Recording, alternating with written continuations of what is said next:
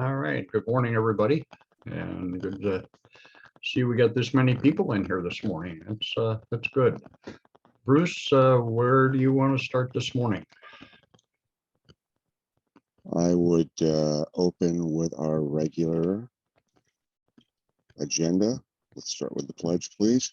All right. I can get folks to rise if you're able to go out and do so. You're ambulatory. If you have cover on, even though you might be indoors, please remove your cover. And ready, begin. I pledge allegiance. I pledge allegiance to the flag Of the United States of America and to the republic for which for which it it stands, stands, one one nation, nation, under under God, God, indivisible, indivisible, with with liberty liberty and and justice justice for for all. all. Thank you very much, folks. Good morning. Welcome to the July edition of the ARES online meeting venue.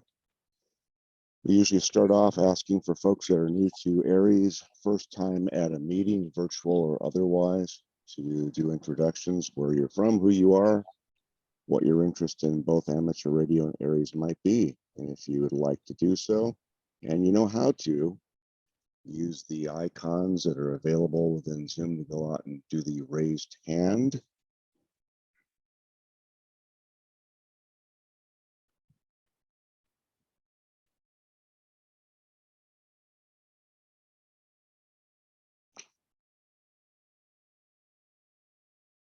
Yeah, we have a couple of hands up.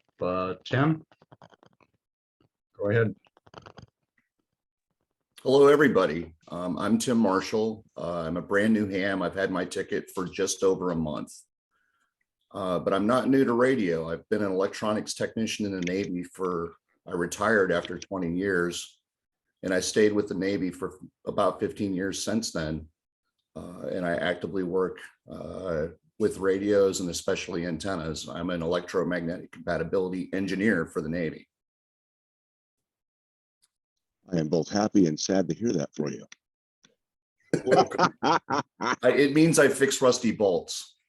Sometimes it does, but do you ever have the pleasure of working in the funky rooms with antennas and things? Oh yeah, every day. Exactly my point. Very cool. Welcome aboard. Anyone else new to the group, new to amateur radio, new to ARES? Introductions, if you wouldn't mind, please. Right, we have AJ6 PJ Martin. Hi. Yeah, my name's Per, but I'll respond to just about anything. I've been a ham for 2 years. I think I've always wanted to be a ham, but never ever got around to studying the Morse code. So now that I'm older and now that it's not required, it was a lot easier to get on board.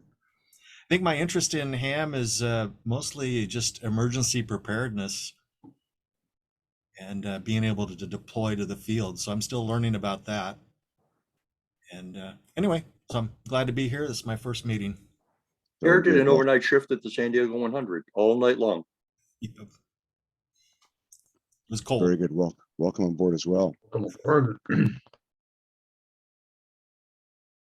Anyone else?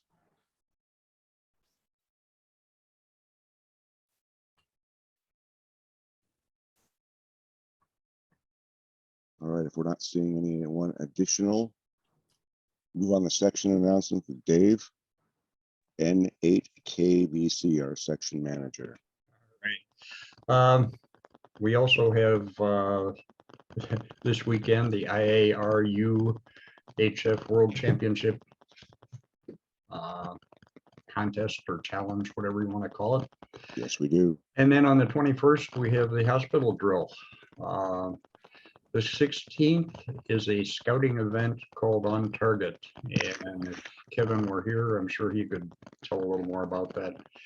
If you're interested, you can catch more information on the Sunday morning net. Kevin is usually there to explain that kind of thing. That's all I have this morning. Comment? Go ahead. Comment? The 16th is also a general class. If you are a tech and you have been putting off getting that general license, send me email, San Diego Ham Classes at me.com, and we'll get you started to register for that class. It's an all-day class, like 8 to 5, and then the exam runs till about 6:30. That's all. Thank you, Jay. If there are no other questions for Dave, move on to Rob for local section announcements and local events. And I will share a screen.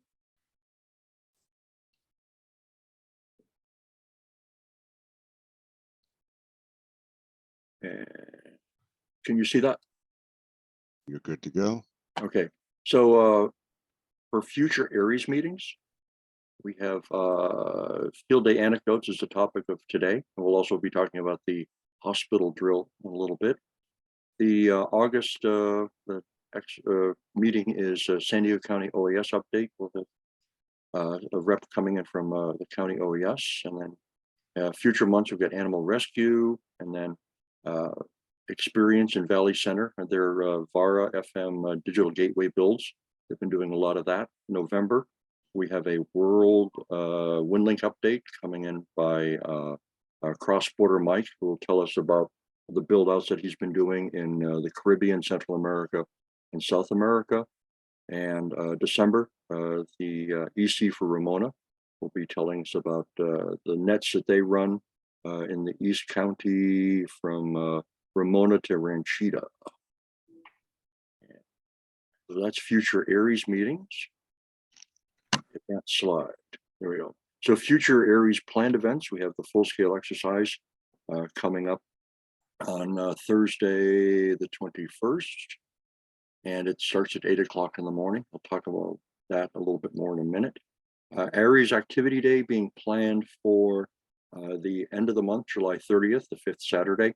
6 locations, we think. I'll be working with the planners for each of the historic locations to confirm their intentions and locations and addresses, and we'll push that out to everybody. We usually have a 60-meter interoperability net also on the 5th Saturday. So we invite people from that are usually like Mars or other organizations to participate in a brief net starting at 8 o'clock in that morning. Sometimes the field locations of the activity day locations can check in on 60 meters. And Miramar Air Show are coming up at the end of September. If you don't know, ARES supports lost and found at that, primarily people lost and found. So the activity day, the traditional locations have been Fallbrook, Valley Center, San Marcos, Tierra Santa, Chula Vista, El Centro, and I'll be working with the planners of those locations. And the activity days are usually an opportunity for new hams or experienced hams to get out and see the latest and greatest on list their HF, UHF, go to parks in the air, DMR, antenna comparisons, which antenna sounds better for this, that, or the other thing. HTs, help me with my HT, WinLink demonstrations, and taskbook sign-offs by ECs. So a little bit about the hospital exercise coming up on the 21st. Bruce is going to cover a little bit more of this later. So the exercise will start from the ARES point of view at 8 o'clock with the net starting at 8 o'clock. Each hospital will check in by voice and also by WinLink if they have it. Right now we have 45 ARES members signed up to participate. Thank you very much. And we're able to cover 15 locations. We got a request in for, it must be like 60 locations have asked for ARES, but we're not able to cover all locations because we're not going to send people in by themselves or unless they have experience. So we're going to cover 15 locations, and maybe in the future we can expand on that. So the key things are going to be happening during the exercise. We'll be sending voice and WinLink reports to the Medical Operations Center, and they'll be sent by voice to Judy, who will be at the MOC. You'll get permission from the net control, John Kasich CPO, to communicate to the MOC. John may bump you over to a side repeater to transmit your traffic to the MOC. So the county is going to be, has asked us to make sure that everybody can do the hospital status report, which we've done in the past. You might also hear it referred to as the essential elements report or the train color code report. So we'll send out samples of that, and there'll be a lot of WinLink traffic that we're also going to be sending. Right now we have 15 voice repeaters or 15 repeater networks. We have permission to work those during the exercise. And we've got plenty of WinLink gateways away, so there'll be no traffic jams, no waiting to send traffic. And we'll be sending traffic via the repeaters or simplex if you can do it. And that way the primary repeater is for traffic control. So there should be a quiet time on the primary repeater. So a net control will be doing an top of the hour roll call. And then on the half hour, well, if there's something that the MOC can put out, they will send out an hourly situation report on the half hour to give everybody a situation awareness of what's happening around the county. For information, there's a new temporary MOC location. It's been moved out of Mission Valley. It's now up in the Curry Mesa area, but there's no ARES room there yet. So the hams at the MOC will be set up in a parking lot. There'll be a brief HF net on 75 meters. That's not for hospitals. You've got too much going on in hospitals, but people that are ARES members that are at home on that Thursday morning are welcome to check into that 75 meter net. And just to review, if you haven't seen the essential elements hospital status report for a while, this is what it looks like. If your hospital is fully functional, you'll just tell the MOC that you're fully functional.